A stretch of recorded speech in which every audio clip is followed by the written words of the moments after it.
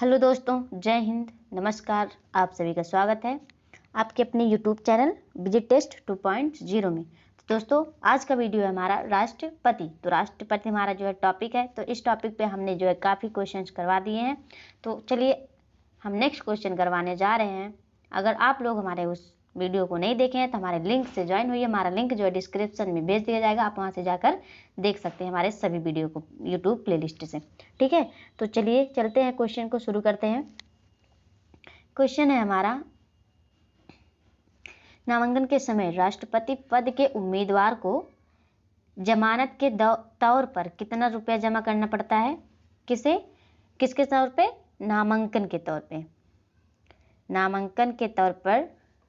नामांकन के समय राष्ट्रपति पद के उम्मीदवार को, जो कि राष्ट्रपति पद को ग्रहण करने वाला होगा, उसको जमानत के तौर पर कितना रुपए जमा करना पड़ता है?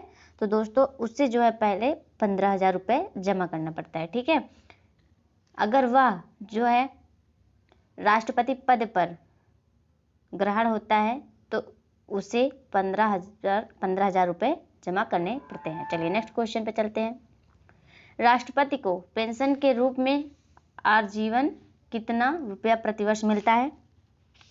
तो आजीवन उसे जो है 30 लाख मिलता है। कितना? जब वह रिटायर हो जाता है, अपने पद से हट जाता है, तो उसे जो है पेंशन के रूप में 30 लाख रुपए प्रति माह दिया जाता, प्रति वर्ष मिलता है। चलिए नेक्स्ट क्वेश्चन पे है, भारत का राष्ट्रपति किसका एक अभिन्न अंग है? तो जो भारत का राष्ट्रपति होता है, ठीक है, वह संसद का अभिन्न अंग है। किसका? भारत का राष्ट्रपति संसद का अभिन्न अंग होता है। अगला प्रश्न है हमारा, एक विधेयक जो संसद में प्रस्तुत किया जाता है, कौन सी क्रिया के बाद अधिनियम बन जाता है? तो दोस्तों जो एक विधेयक होता है वह जो संसद में प्रस्तुत किया जाता है, तो वह जो होता है जब राष्ट्रपति अपनी सहमति दे देता है। ठीक है, जब राष्ट्रपति अपनी सहमति दे देता है तब उसके बाद अधिनियम बन जाता है। कौन सा? एक विधेयक जो संसद में प्रस्तुत किया जाता है। चलिए नेक्स्ट क्वेश्चन पे चलते हैं। जब राष्ट्रपति एवं उपराष्ट्रपति का पद खाली हो तो भारत के राष्ट्रपति के पद पे कौन होता है? तो जब राष्ट्रपति का और उपराष्ट्रपति का पद खाली हो जाता है तो भारत का राष्ट्रपति जो होता है वो उसके पद को कौन ग्रहण करता है? तो वो करता है भारत का मुख्य न्यायाधीश। कौन करता है? भारत का मुख्य न्यायाधीश उस पद को ग्रहण करता है। ठीक है, चलिए नेक्स्ट क्वेश्चन पे चलते हैं। भारत के निम्नलिखित राष्ट्रपतियों में से कौन एक कुछ समय के लिए गुट निरपेक्ष आंदोलन के महासचिव भी थे?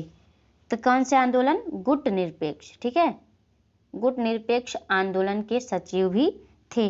तो वो कौन थे? तो वो थे हमारे ज्ञानी जैल सिंह। कौन थे? ज्ञानी जैल सिंह थे, जो कि गुट निरपेक्ष आंदोलन के महासचिव भी थे और राष्ट्रपति भी थे।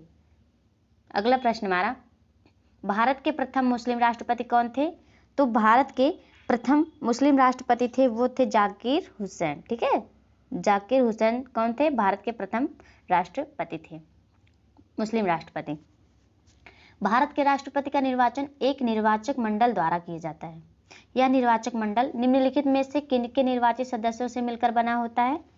तो यह जो निर्वाचन मंडल होता है वह संसद के दोनों सदनों के निर्वाचित सदस्यों से मिलकर बना होता है और उसके बाद राज्यों की विधानसभा के सदस्यों से मिलकर बना होता है और दिल्ली तथा पुदुचेरी की विधानसभा के सदस्यों से मिलकर बना होता है। तो यहाँ पे ये जो हमारा पहला, दूसरा और चौथा ऑप्शन दिया है, ठीक है, ये हमारा ऑप्शन तीनों सही है। तो यहाँ पे हमारा जो कूट दिया है, नीचे क्या दिया गया है? कूट। तो यहाँ पे हमारा ऑप्शन सी सही होगा। ठीक है, पहला, दूसरा और चौथा। तो संसद के दोनों सदनों, राज्य का विधानसभा, दिल्ली तथा पुदुचेरी की विधानसभा के निर्वाचन मंडल में निर्वाचित सदस्यों से मिलकर निर्वाचन मंडल का राष्ट्रपति का निर्वाचन होता है। चलिए अगला प्रश्न देखेंगे, लाभ के पद का निर्णय कौन करेगा? तो लाभ के पद के निर्णय कौन करता है? संघीय संसद करता है। कौन करता है? संघीय संसद लाभ के पद का निर्णय करता है। निम्नलिखित में से किसी भौगोलिक क्षेत्र को अनुसूचित क्षेत्र घोषित करने का संवैधानिक अधिकार किसको है? किसको? भौगोलिक क्षेत्र को अनुसूचित क्षेत्र घोषित करने का संवैधानिक अधिकार जो है वह दिल्ली तथा पुडुचेरी को है। सॉरी, राष्ट्रपति को है। किसको है? राष्ट्रपति को है। चलिए नेक्स्ट क्वेश्चन पे चलते हैं। भारतीय संविधान के 70वें संशोधन द्वारा भारत के राष्ट्रपति के चुनाव में जिन 2 केंद्र शासित प्रदेशों को भाग लेने का अधिकार दिया गया है वे हैं, तो वो कौन से हैं? दिल्ली तथा पुडुचेरी। कौन है? दिल्ली तथा पुडुचेरी। यह 2 राज्य हैं जो कि केंद्र शासित प्रदेश में भाग लेने का अधिकार प्राप्त है। चलिए नेक्स्ट क्वेश्चन पे चलते हैं। भारतीय गणतंत्र का वह कौन सा राष्ट्रपति था जो सदा भारतीय धर्मनिरपेक्षता को सर्वधर्म समभाव कहता रहा? ठीक है, तो वो कौन था? Doctor S Radhakrishnan. कौन थे वो? डॉक्टर एस राधाकृष्णन थे। अगला प्रश्न हमारा, भारत सरकार का सांविधानिक अध्यक्ष कौन है? तो वो जो संवैधानिक अध्यक्ष थे वो होता है राष्ट्रपति। भारत का सरकार का संवैधानिक अध्यक्ष राष्ट्रपति को कहा जाता है। अगला प्रश्न हमारा है, भारत के पहले राष्ट्रपति के रूप में डॉक्टर राजेंद्र प्रसाद का चुनाव किया गया था, तो वो कैसे किया गया था? संविधान सभा द्वारा। कैसे? संविधान सभा द्वारा भारत के राष्ट्रपति के रूप में राजेंद्र प्रसाद का चुनाव किया गया था, जिसे हम संविधान द्वारा जाना जाता है। ठीक है, चलिए नेक्स्ट क्वेश्चन है, यदि भारतीय उपराष्ट्रपति अपना पद त्याग करने का निर्णय लेते हैं तो वे अपना त्यागपत्र किसे संबोधित करके लिखेंगे? तो वो जो अपना त्यागपत्र लिखेंगे तो वह राष्ट्रपति को, किसको? राष्ट्रपति को संबोधित करके लिखेंगे। चलिए नेक्स्ट क्वेश्चन पे चलते हैं। क्वेश्चन है हमारा, भारत के प्रथम राष्ट्रपति कौन थे? तो भारत के प्रथम राष्ट्रपति थे डॉक्टर राजेंद्र प्रसाद। कौन थे? अभी यह क्वेश्चन ऊपर आया था कि संविधान द्वारा प्रथम राष्ट्रपति किसे चुना गया था? डॉक्टर राजेंद्र प्रसाद को। तो यहाँ पे भारत के प्रथम राष्ट्रपति कौन थे? डॉक्टर राजेंद्र प्रसाद। चलिए नेक्स्ट क्वेश्चन पे चलते हैं। भारत का राष्ट्रपति आनुपातिक प्रतिनिधित्व पद्धति के अनुसार एकल संक्रमणीय मत द्वारा निर्वाचित होता है। इसका निहितार्थ है कि क्या है? इसका निहितार्थ वह है निर्वाचित संसद सदस्यों और राज्य के विधानसभा सदस्यों के मतों की कीमत संख्या भिन्न भिन्न होती है। ठीक है, मतों की संख्या भिन्न भिन्न होती है। चलिए नेक्स्ट क्वेश्चन पे चलते हैं। भारत के राष्ट्रपति पर महाभियोग लगाने का अधिकार है, तो भारत के राष्ट्रपति जो होते हैं उनको हटाने के लिए जो महाभियोग लगाया जाता है तो वो किसको प्राप्त होता है? संसद के दोनों सदनों को। संसद के दोनों सदनों को। तो संसद के दोनों सदन कौन कौन से हैं?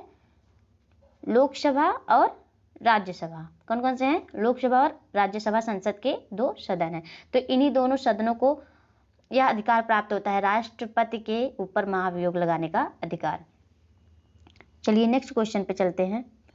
भारत में राष्ट्रपति राज्यसभा के कितने सदस्यों को मनोनीत कर सकता है?